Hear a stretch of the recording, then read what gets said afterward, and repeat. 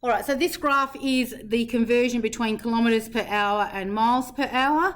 How can we use to convert 50 miles per hour to kilometres per hour? What do you think we might do? Go to 50 in the miles per hour. So yeah, because we're converting miles per hour, go to 50 and hit the line and drop down. So it's around about 80. Around about 80 kilometres per hour is 50 miles per hour. All right, and I'll let you do part C. Just trying to put a bit of a context to it. So in the US use miles per hour. In Australia, we use kilometres per hour. So the maximum speed is 100 kilometres per hour. What is that in miles per hour? How could someone in the US, someone like Tali, interpret that particular speed? So 100, so we would head, yeah, so somewhere around about, so head it here and across. So obviously you'd use a ruler to do that. That's not a very straight line. But yeah, so somewhere between 60 and 65, it's almost, yeah, it's pretty close to halfway there, isn't it? So about 62, 63 kilometres per hour. Miles per hour. Is what 100 kilometres per hour is. All right, so that's one example. If we have a look at the next one, so this is converting English pounds to Australian dollars. So English pounds symbol is this, and the Australian dollar is just the normal dollar sign that you're familiar with, obviously. So how many Australian dollars is £2? So based on this conversion on this day, so this is one that will vary, this graph, depending on the exchange rate on the day. Whereas miles per hour, kilometres per hour will not change because that is a fixed conversion rate. Okay, so how many dollars is your £2? So pounds is in the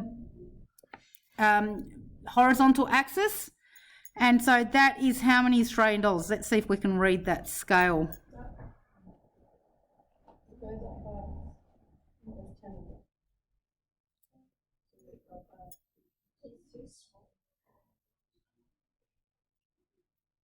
So it goes up. So what's that scale?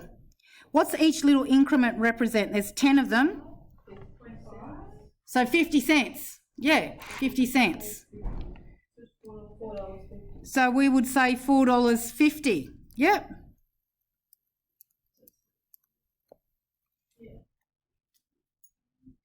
How many pounds is $20?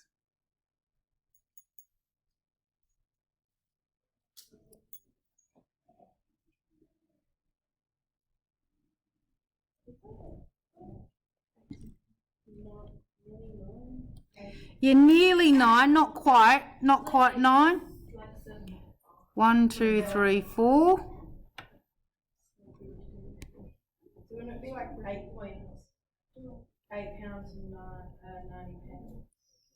Yeah, be about 8.8 pounds. 8.8 or 8.9. I reckon it's closer. 8.9. About 8.9. About 8.9 pounds.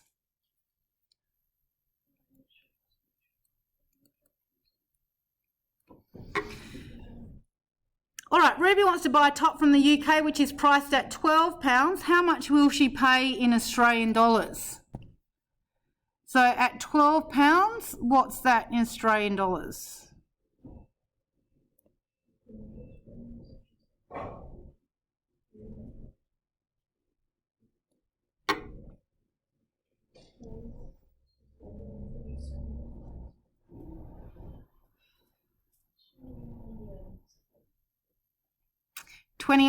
So 25, 26, about 27.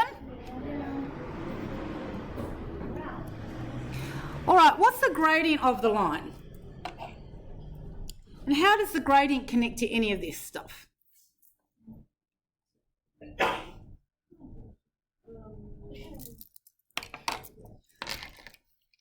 How do we find the gradient? So we've got a rise over a run. What's that figure?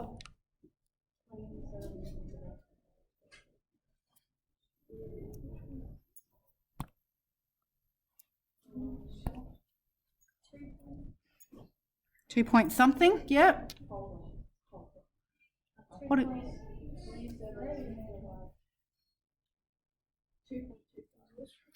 2.25. What do you reckon that gradient gives us in the context of this question?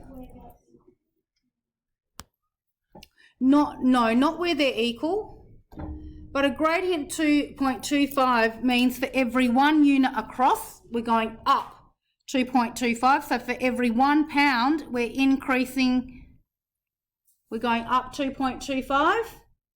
So what that tells us is £1 is approximately $2.25 Australian, according to this particular graph.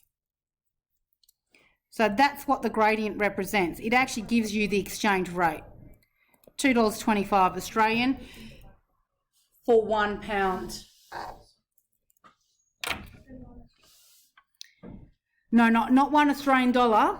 It's the opposite. So £1 is $2.25. So if we want to know what $1 Australian dollar is, we have to divide by that 2.25 to get what $1 Australian dollar is worth in pounds. So it'll be quite low. So just under half, just under 50 cents. Okay, let's try the next one. Different context. What's this graph showing? You'll get used to saying your names. Well, it makes it a bit more interesting. Oh, it's great if I miss someone. Okay, so.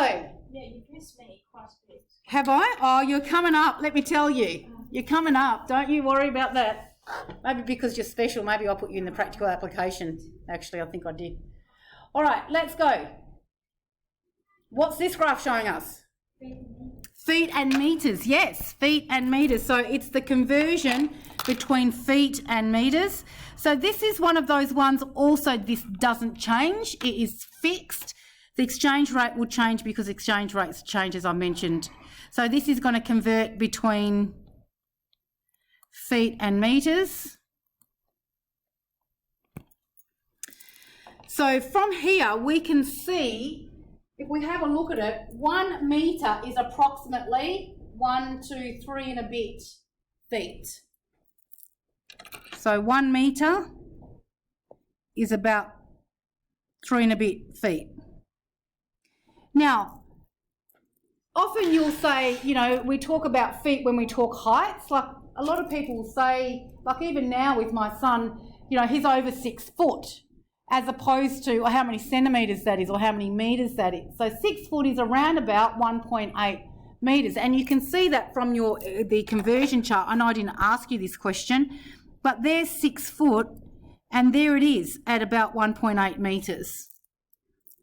So each of those on the horizontal axis is going up by 0.2, whereas the vertical axis, they're all going up by 1. That is probably the hardest thing in a conversion chart, is reading the scale. Once you know how to interpret the scale on each axis, then you should be able to read off the figures. Okay, so Georgia and Emily participate in long jump. Georgia jumps 15 feet, Emily jumps 3.2 metres. Who's jumped the furthest? Georgia. 15. I hope you didn't get offended there, Emily. Someone had to jump the furthest. 15 feet. 15 feet is around about what? So 15 feet, that's a pretty good jump. It'd be close to the ladies' record. That is just crazy. About 4.6 metres? Yeah. Yep. And so Georgia, I didn't ask by how much, but Georgia by around about 1.4 metres. That's quite a big distance when you think about it. You know, 1 metre, that's a lot. I can barely jump that, just that 1 metre, let alone anything else. So I thought you might like this little thing. Do we get it? Big foot, big metre. So the Americans still use the feet. The Australians changed to the metric system quite a while ago. So they're happy now, and the Europeans happy now that it's big metres as opposed to feet. Anyway. Do we need to work out Emily's jump in feet? It didn't ask for it, did it? It just said who jumps further. So you only needed to convert one. So what you could have done is work out Emily's jump in feet and then make that comparison in feet. Okay. Yeah, good question. All right, so this time I decided to give you a question where you actually had to draw the graph yourself. I've given you some figures in the table. We can see from this that £1 pound is $1.50 US, so not Australian dollars. US dollar, it's a bit stronger against the pound than Australian dollars. So £1, and this is on a particular day, so that might not be the exchange rate today. In fact, it probably is likely not to be. So, fill in the table, draw the graph. So £2, if £1 is $1.50, then £2 will be double that, so that's your $3. £10 will be 15 times 10, and £50 will be times 50, so $75. Now you'll notice that this table goes up differently, so it's not by the same amount each time. And the reason for that is because look at the scale here, you do need some large figures. So you shouldn't need to plot all those points, and particularly the small ones are very hard to plot. So if you just plot, say, 1 in the middle and then 1 at the end and 0, 0, that's enough for a line. 3 points, in fact, you only need 2, but 3 points is enough. Is better to have that third one. So plot a point at 0, 0, plot maybe 10 and 15, and plot at 100 to 150. You might want to do 20 and 30 as well. But that should be enough now. Then you get your ruler and join those dots, and we do draw a straight line right through the conversion graph. I have to work out why it keeps doing that. Very annoying.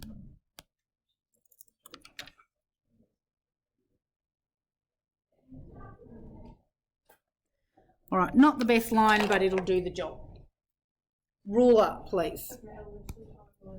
Your practical application practice I'm going to give you on paper with rulers so that you can do that properly. So when's that test?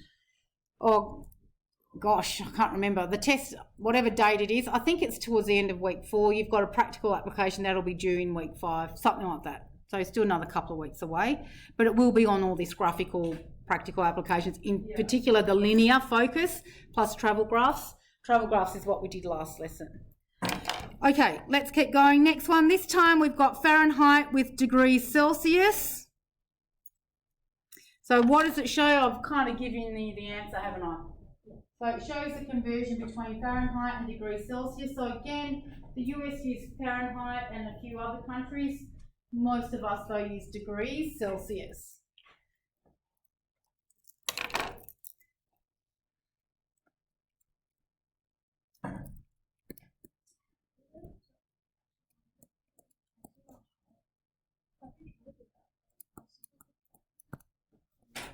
All right, so this time I thought to make it a bit more interesting, you can write 3 of your own questions, and perhaps the person next to you might solve it. You can use it along the lines of what we did before. You can put it in a context, if you like someone's cooking, they've got a recipe. Up to you. What is this mute? Gosh, I hope that's not... Oh, no. Anyway, hopefully that still works. Sorry, I just noticed that. Yes. If I'm boiling water and I know it's 100 degrees Celsius, what is it in Fahrenheit? Cool, yeah. So if you're boiling water, that's a good one. 100 degrees Celsius. What's the temperature in degrees Fahrenheit? So we've got to go to 100 degrees, join up to the line and then across. So in Fahrenheit, it's around about 220 something. No, both. So it's 210. So it's about 212. Yeah. So each of those. So like I said before, that scale is important. So this particular scale is going up by 5. So each of those is 10 degrees Fahrenheit. Whereas the scale on the horizontal axis is going up by 2.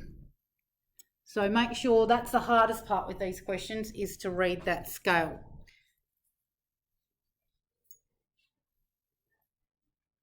Can someone, let's work out the gradient of the line. Can we tell what that gradient is?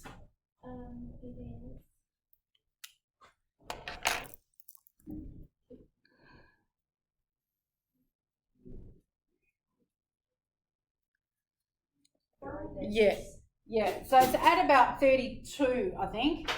So we go across 10, up 18. So the gradient is 1.8.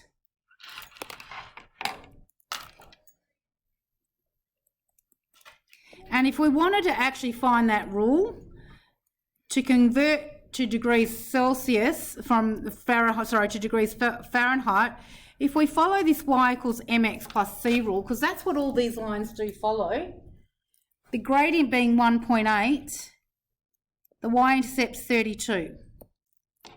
So that is actually the rule. Sometimes you'll see that as 9/5. That is the rule to convert degrees Celsius into degrees Fahrenheit. So it's quite cool actually that we've got a rule that matches that line, and that is, if you Google find how to convert Celsius to Fahrenheit, it will give you that rule. I might give it to you as 9/5 x plus 32. In fact, I think it's in this Peanuts. To convert Celsius to Fahrenheit, multiply by 9, divide by 5. So that's your timesing by 1.8, and then add 32. All right, let's keep going. Have a go at some of these practice questions. So this one is acres and hectares. Those of you that are from the farm will be more familiar with those units. And we know that 1 hectare is about 10,000 metres squared. So if you get a feel for a hectare. So a metre squared, like this desk is smaller than a metre squared. So it's a bit bigger. That's one, and you've got 10,000 of them make a hectare. So, and I think an acre is about 4,000 metres squared. So that just gives you a bit of an idea. And I'll let you answer those questions. Population increases. So yeah, that's why everything is a lot smaller, and there's a lot more, housing where you've got stories and you've got apartments and that kind of thing. So that allows you to fit more people in. And people just don't want gardens. Yes, that's true too. Yep. Okay, size of one small unit on the horizontal axis. So one small unit, if we go in the middle here at 1, what's the size of one of those small units? It's about 0.4. Yeah. That's actually not that straightforward. One small unit on the vertical axis, that's a bit easier. We've got 5, so that's about 0.2. Don't know. Was a bang. The gradient of the line to 1 decimal place. So what do we reckon the gradient is? I got 2.4. I got 2.2. For which one? The B. One small unit on the vertical axis. It's just the size. That 1 hectare. No, it's just saying what is this? So 0.2. How, like, what are those little grid lines? They're going up by 0.2 hectares. Oh, that's all it's asking. It's not asking you for the conversion. So yeah, it's not saying what that is in hectares, which is what we did. Yeah, that's what you're talking about with the 0.4. So yeah, 1 hectare is 0.4, 1 acre, sorry, is 0.4 hectares, but that's not what this question asked. It just said what's the size of the small unit. The gradient of the line, what's the gradient of the line? Can we find an exact point somewhere? It's a bit tricky. I reckon this one is a good one. That's where we talked about that, 1 across and 0.4 up. So your gradient is going to be 0.4 to 1 decimal place. 12 acres to hectares. How many hectares is 12 acres? That's not a bad lot of land.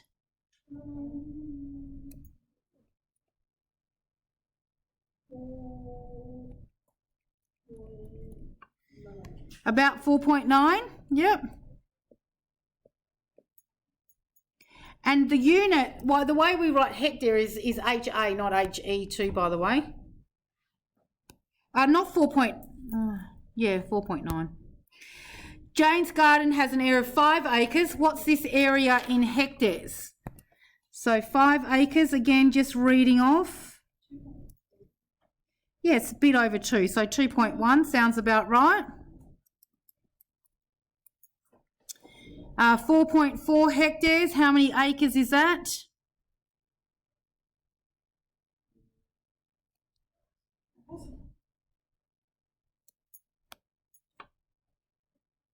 So about 10.8.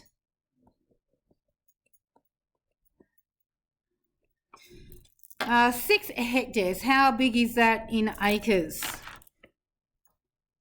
So that's quite a large piece of land.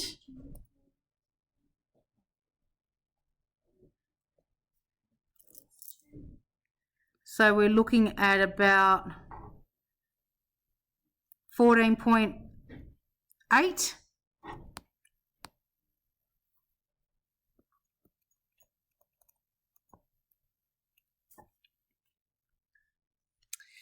Nelson Park is rectangular in dimension, 250 by 128. What's the area in metres?